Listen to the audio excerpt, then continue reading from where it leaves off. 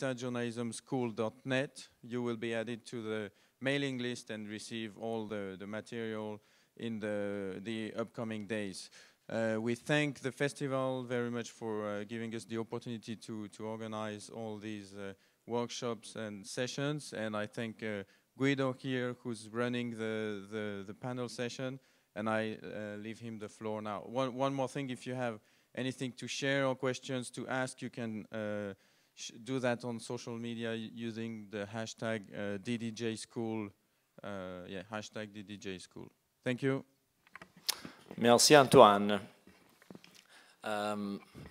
I have one question for you, Antoine. Is it okay if we do this in Italian because of the prevalence of Italian speakers, or di fare un primo giro di tavola su che cos'è cambiato e che cosa hai cambiato, quindi che cosa hai visto cambiare nell'ultimo anno, sia come fattore esterno alla tua organizzazione, al tuo lavoro, che quello che hai fatto tu per adattarti e per evolverti, che hai messo in piedi.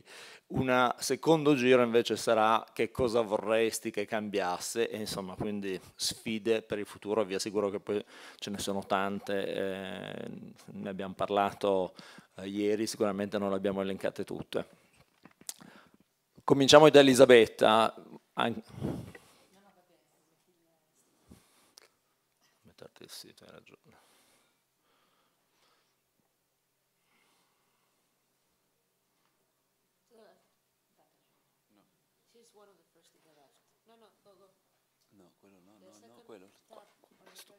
I hate our profession. I hate journalists because we're very selfish normally, and at least in Spain we didn't used to share.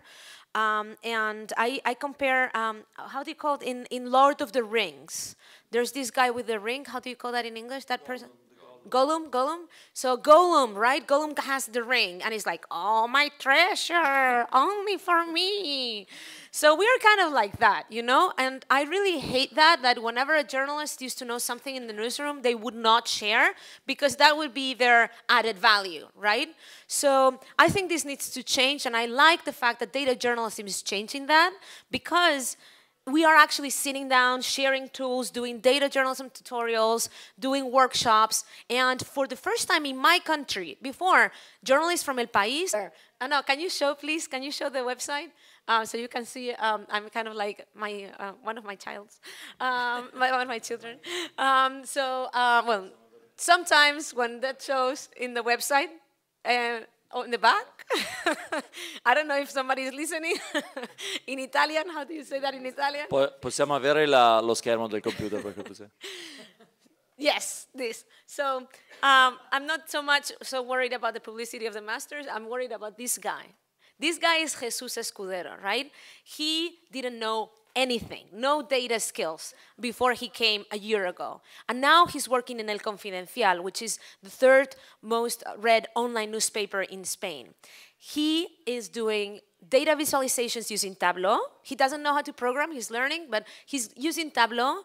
He and another guy, actually Italian guy living in Spain, called Daniele Grasso. Gli istituti scolastici, no? Che era poi uno dei temi della proposta di legge, dimostrando che di fatto la proposta di legge di non mettere slot machine vicino alle scuole non aveva senso, perché non c'era possibilità in tal senso. Chiusa la parentesi. Sì, la stampa ha lanciato all'inizio dell'anno, in contemporanea con il mio arrivo nel quotidiano, ha lanciato un'iniziativa in collaborazione con Google, dove appunto è stato realizzato un percorso formativo che ha coinvolto la bellezza di oltre 1000 persone, dove ci sono stati sia dei momenti di formazione d'aula, quindi in luogo, sia dei momenti di formazione invece a distanza. Questa formazione è stata sia di tipo teorico, nel senso lezioni più o meno frontali d'aula, sia anche invece come sono gli hackathon con momenti di formazione di training on the job, di applicazione di quello che era stato detto. Fra i docenti oltretutto uno dei docenti era Guido Romeo. Direi che è stato sicuramente un successo in termini di numeri, perché più di 1000, sicuramente anche un modo, se vogliamo vederla da questo punto di vista, per concludere questa parte, un modo per scavalcare qualche possibile rigidità, anche se devo dire la verità, io rispetto a altri giornali all'interno della stampa ne ho riscontrate molto meno, qualche possibile rigidità di struttura sorpassata in questo modo, quindi sicuramente un'esperienza positiva da tanti punti di vista. Per quanto riguarda me in prima persona, al di là dell'aspetto della stampa, quasi in contemporanea, perché mi piace complicarmi la vita, all'arrivo della stampa abbiamo lanciato Data Media Hub. All'interno di Data Media Hub peraltro ci sono i due soci, i due fondatori di Data Ninja, così Yeah, well, I have to say, I'm excited, but the law is shit. I mean, the RTI rating, I don't know if you know it, but there's a website called RTI Rating that rates the 90-something laws that are in the exist in the world for freedom of information, and we are in spot 70-something of 90-something. So not very good. But that's why I believe we need to. What I expect in the future is that basically to try to use the shit we have. I mean, we live in shitty countries. What I normally tend to say is, well, it's shit, but it's my shit and it smells good. So because it is our shit and we want to turn it into something more interesting, and we don't, you know, we want to change, let's use it to try to find gold in it, right? So for example, try to use revolving doors. I would love to do a project about political spending. I would love to do a project about, yeah, political contributions. None of that is public in Spain. And one day I will do it, and I will keep fighting for it. But if I try to use whatever is there, I could end up with, you know, a news application that actually explains which countries receive the money, what has gone wrong, why has there been such a decrease, and we can see what is the impact on the ground, right? So I guess for the future, we need to think big, but need to think small, trying to, you know, convert this shit into gold that can, you know, maybe we can do something about it. I think the other two things, I hope we think more global.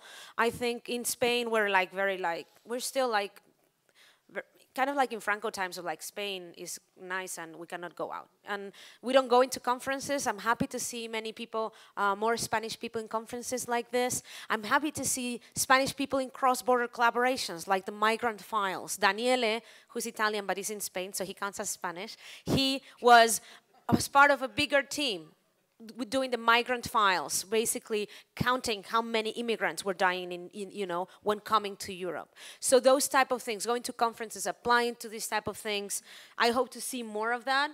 And finally, I think it's very important that we all stress, I'm so very worried about this journalism. And my colleague Marcos, who is the coordinator of the Masters, he says always like, DDJ has a J in the DDJ.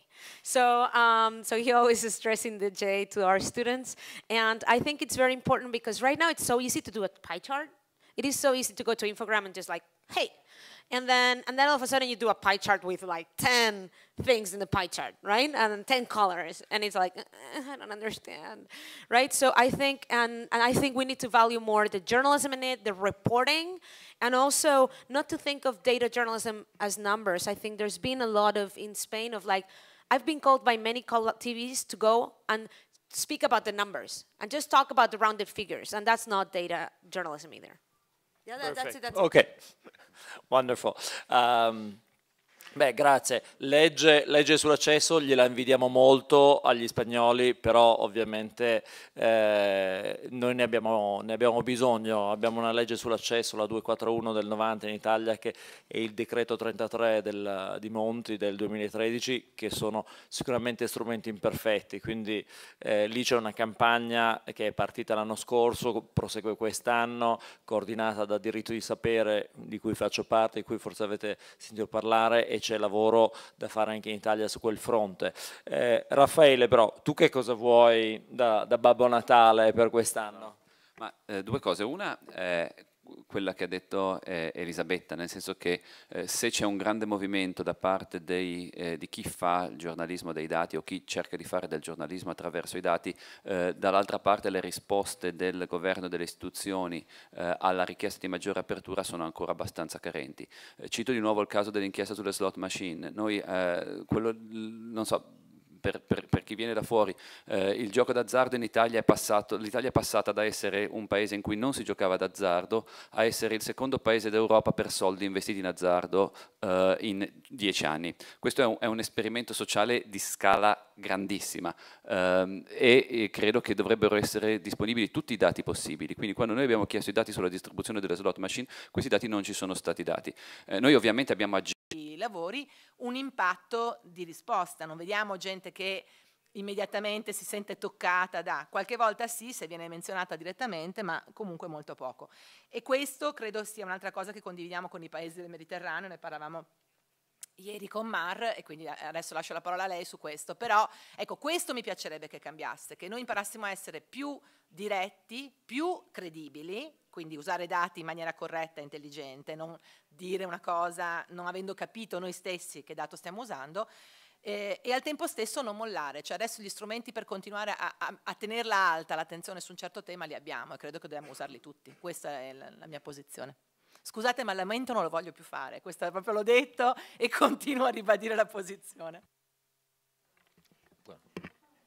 So, I mean, this is, every journalist needs to make their own decision on you, because we basically showed the Spanish government that it is possible, that a group of 8 freelancers made possible a website with their data and visually interesting. I showed it to them. I went to their offices to show them the web application and say, see, we've done this. And they were like, ah, and do you have a big budget? And I'm like, no, not really.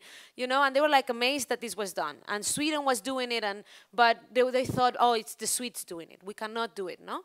So one thing of changing is through showing it's possible, showing them even that I'm doing this web app, why don't you do it? And on the other side, if you want to make the change, you can become an activist. I have decided that I'm investing part of my personal life in being an activist. I wanted a freedom of information law, so I actually met with a lot of politicians trying to talk about that. They gave... Essere d'accordo, e credo che di parlare per tutti qui a questo tavolo. Rispondo sulle risorse alla formazione, ma naturalmente tutti voi siete invitati a aggiungerne se me ne dimentico. A livello internazionale ti segnalo ire.org, che sta per Investigative Reporters and Editors, un'associazione la maggiore nel mondo, di cui fanno parte Aaron P. Lofer e David Donald, che trovi in fondo alla sala, e che sono stati professori praticamente di tutti, di quasi tutti, diciamo, a questo tavolo, e fanno anche una bellissima scuola in Europa che è il TCIJ, The Center for Investigative Journalism a Londra, che fa summer school, bootcamp e cose. In Italia trovi diversi corsi. Delle cose che puoi fare è entrare nelle community, per esempio Spaghetti Open Data o Data Journalism, dove veramente stiamo continuamente creando aggregazione. Cioè noi, sono 2 luoghi informali, sono 2 gruppi, 2 mailing list, però nelle quali, voglio dire, continuamente vengono lanciate proposte di lavori collettivi, quindi quelli sono proprio i luoghi da cui partire. Cioè noi come giornalisti siamo contentissimi quando abbiamo qualcuno che sa lavorare con i dati bene e ci può aiutare A sviluppare una storia, scusate. Centri di ricerca per aggregazione dati e processo di lavoro. Sui centri di ricerca io non le so rispondere, francamente. Cioè, che faccia questo lavoro di aggregazione, noi ce lo facciamo in casa. E penso che tutti, insomma, chi lavora sui dati più o meno lavora. Naturalmente si potrebbe chiedere a Data Ninja o ad altri cose commissionate, insomma, però non credo ci sia nessuno specializzato. Istat, devo dire, offre un servizio eccellente. Coming back to the point, I think I try to be as efficient as possible in terms of I have, whenever I do freelance projects, I try to have projects that start with like an as easy as possible data set, and I try to estimate how long it's going to take me and then work from there. So if there's an Excel sheet, I want to use that Excel sheet and do a project. What, you know, if it's an interesting one. And then I have some kamikaze projects where, you know, yes, I want to document whatever, and it's going to take me a long time, right? And in that sense, just to finish, I have to say, it is very important for people that know programming to come into this world, people that know statistics. I love working with people from other professions. There is specialized training also in the US. In Columbia University, they started a joint master's degree with computer engineer. So it's a computing engineer 1 year, 1 year journalism. So there are some